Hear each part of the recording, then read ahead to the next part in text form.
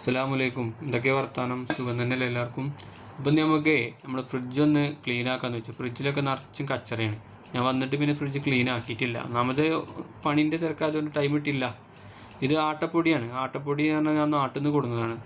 അത് ദോശയൊക്കെ ചൂടാന്ന് വെച്ചാൽ കൊടുന്നതാണ്. 2 പാക്കറ്റ് കൊടുന്നിരിക്കണം. അത് മറ്റേ ബംഗാളിയുടെ തൈരിൻ്റെ ഡബ്ബയാണ്. അത് ഒഴിവാക്കണം, കച്ചറ വയ്ക്കുന്നത്.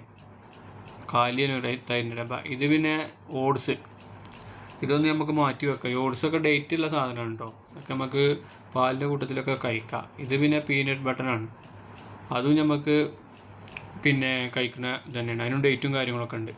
അതൊക്കെ നമുക്ക് നമ്മളെ ബോസ് കൊടുന്നതാണ്. പിന്നെ ഇനി അടുത്തത് നമുക്ക് കണ്ടത് എന്താ വെച്ചാൽ അത് ഗാർലിക് പേസ്റ്റാണ്. ഇതൊക്കെ നമ്മളെ മുതലാളി കൊണ്ടുവന്ന് തരുന്നുണ്ടോ. പിന്നെ അതിൽ കറിവേപ്പിലിൻ്റെ ചെറിയ ചെറിയ കച്ചറകൾ കാണുന്നുണ്ട്. അതിൻ്റെ ഉള്ളിൽ കണ്ടില്ല നിങ്ങൾ, ചെറിയ ചെറിയ ഇലൻ്റെ ഓരോ ഇത്.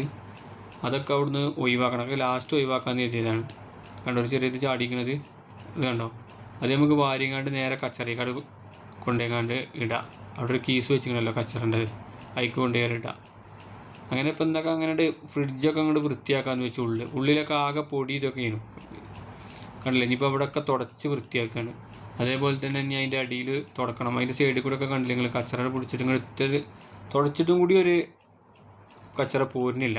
അങ്ങനത്തെ കച്ചറയാണ് അതിൻ്റെ അടി. ഇവിടെ ഒന്നും ഈ 2 സൈഡിലും ഭാഗത്തൊന്നും വലിയൊരു ഇതിലെ കച്ചറല്ല, പെട്ടെന്ന് തുടക്കാം നമുക്ക്. ഈ അടിഭാഗത്ത് നിങ്ങൾ കണ്ടില്ല നിങ്ങൾ, അടിഭാഗത്താണ് നല്ല കച്ചറകൾ കിടക്കുന്നത്. അതിങ്ങനെ ഈ കച്ചറ ഇങ്ങനെ കച്ചറ ആയതുകൊണ്ടേ അത് പെട്ടെന്ന് കിട്ടി നമുക്ക്. പിന്നെ ശീലത്തുണീൻ്റെ കൊണ്ട് നമുക്ക് കിട്ടൂല. അത് പിന്നെ കറിവേപ്പിലയാണ്. അത് ഞാൻ നാട്ടിൽ നിന്ന് കൊടുന്നതാണ്. ഇത് പിന്നെ ഉണക്കമീനാണ്. അത് ഞാൻ നാട്ടിൽ നിന്ന് പോകുന്നപ്പോൾ കൊടുന്നതാണ്.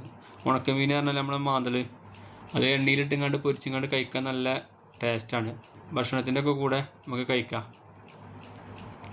കണ്ടില്ല, ഇതൊക്കെ തുടച്ചൊക്കെ ഒന്ന് ക്ലീൻ ചെയ്യണം, അല്ലെങ്കിൽ ആകെ ഒരു വൃത്തിയാണ്. ഇത് കണ്ടില്ല നിങ്ങൾ, കച്ചറൊക്കെ ആകെ അങ്ങോട്ട് ആയിട്ട് ഇതൊന്നും തുടച്ചിട്ട് തന്നെ പോരുന്നില്ല. അങ്ങനത്തെ കച്ചറകളാണ് കണ്ടില്ല നിങ്ങൾ. ചെറിയ ചെറിയ പിന്നെ കറുത്ത പുള്ളികളായിട്ട് ഇങ്ങനെ കിടക്കുന്നത്. അതൊക്കെ ശരിക്കും ഇങ്ങോട്ട് പിന്നെ തുടച്ചാൽ തന്നെ ഇങ്ങോട്ട് പോരുള്ളൂ. അപ്പോൾ ഏകദേശം ഫ്രിഡ്ജൊക്കെ അങ്ങോട്ട് വൃത്തിയായി. ഇനി സാധനങ്ങളൊക്കെ ഒന്ന് ഒതുക്കി ഒന്ന് ലെവൽ ചെയ്ത് വെച്ചാലേ അത് ക്ലിയർ ആവും. എന്തായാലും ഒരു 2-3-4 ദിവസത്തിൻ്റെ ഉള്ളിൽ ഫുള്ള് തെർത്തീപാവും. എന്തായാലും എൻ്റെ യൂട്യൂബ് ചാനലുകൾ കാണുക, സബ്സ്ക്രൈബ് ചെയ്യുക, ലൈക്ക് ചെയ്യുക, കമൻറ്റ് ചെയ്യുക. അസ്സലാമു അലൈക്കും.